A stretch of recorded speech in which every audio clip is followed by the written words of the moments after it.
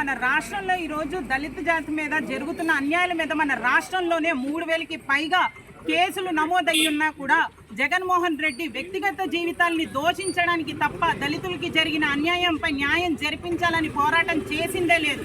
దళితులు ప్రతి ఒక్కరు కూడా గమనించాల్సింది ఏంటంటే వైఎస్ జగన్మోహన్ రెడ్డి ఎవరి పక్షాన నిలబడుతున్నారా అనేది మనం గమనించుకుంటూ ఉండాలి. ఎందుకంటే దళితుల వైపు నిలబడుతున్నారా లేదా దళితుల్ని హత్య చేస్తున్న హంతకుల వైపు నిలబడుతున్నారా మనం చూసుకుంటూ ఉండాలి.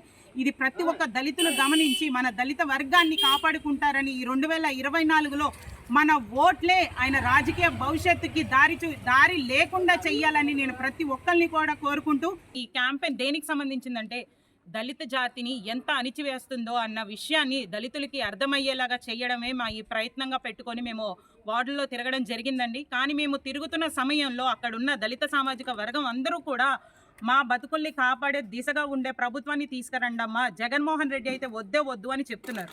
ఈ రోజున మేము ఈ క్యాంపెయిన్లో తీసుకెళ్తున్న పాంప్లెట్లో మనకి ఇన్ని నిధులు ఉన్నాయమ్మా రద్దు చేస్తున్నారని చెప్తుంటే దళిత జాతికి సంబంధించి ఇన్ని నిధులు ఉన్నాయా అని కూడా వాళ్ళకి తెలియకుండా ప్రభుత్వం ఈ రావాల్సిన నిధులన్నీ కూడా ఎంత దొబ్బేస్తుందో, ఎంత దోపిడీ చేస్తుందో అనేది మనం చూస్తూ ఉండాలి.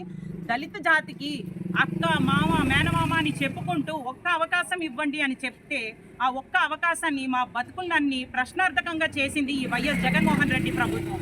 మరి ఈ రోజున దళితులందరూ ఏ దళితుల ఓట్లు అయితే ఉన్నాయని జగన్మోహన్ రెడ్డి విర్రవీగుతున్నాడో ఈ వచ్చే 2024లో అదే దళితులు మా వర్గాన్ని ఎలా అణిచివేయాలనుకున్నాడో ఆయన రాజకీయ భవిష్యత్తునే అణిచివేసే విధంగా దళితులు ఈ రోజు సమాధానం చెప్పడానికి సిద్ధంగా ఉన్నారని.